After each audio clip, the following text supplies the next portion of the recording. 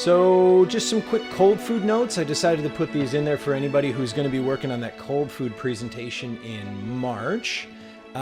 Make the most of every practice. That applies to everything.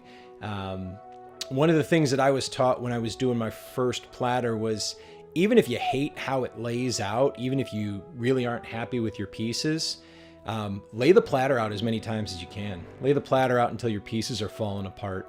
And then if you need to, freeze them so that you can continue to lay your platter out so that you know the layout of your platter while you're working your pieces forward. Do everything you can to get the tasting done.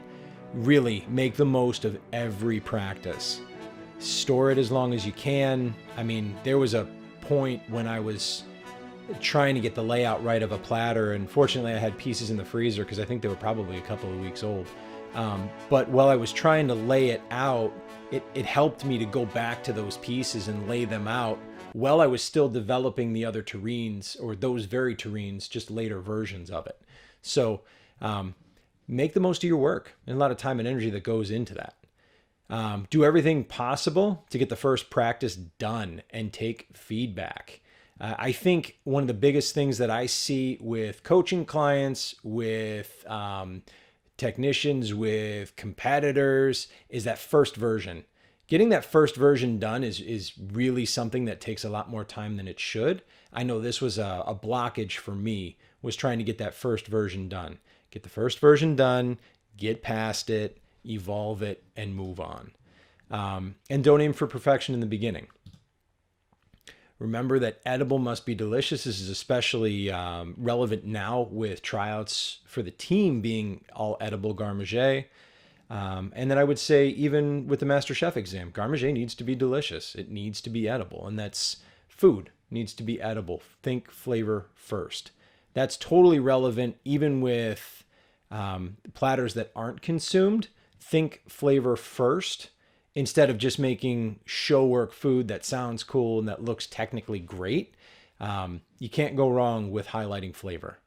And then those are the skills that you'll be able to incorporate in your daily business anyway. Switching gears to relevance.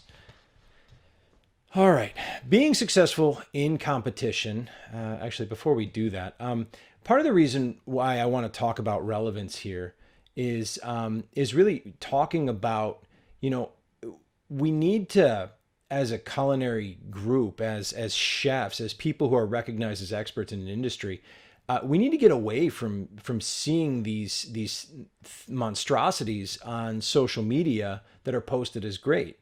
This is a Wellington, and that's cool, but the dough is raw, this is raw, and I can almost guarantee you that it's probably cold. That's something that we need to, as a group of chefs, get away from. And I think working on this in competition becomes more and more relevant in our day-to-day life when we are not doing things like this and encouraging people to do that. Organization, adaptation, technique, commitment, research, passion, speed, evolved understanding of ingredients. Think of each part as a muscle, right? And each muscle needs exercise. Each muscle needs exercise in your life. Each muscle needs exercise in your career. Each muscle needs exercise in the kitchen. Fundamentals, all of those parts. And so many of those muscles don't really get the work that makes us better on the day-to-day. So when we come to when it comes to competition, you can think about it in terms of an investment, right?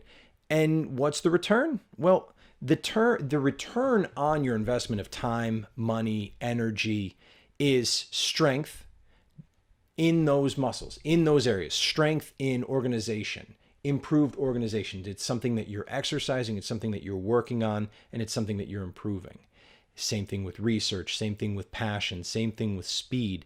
All of those components, you get better when you're focusing on making them better.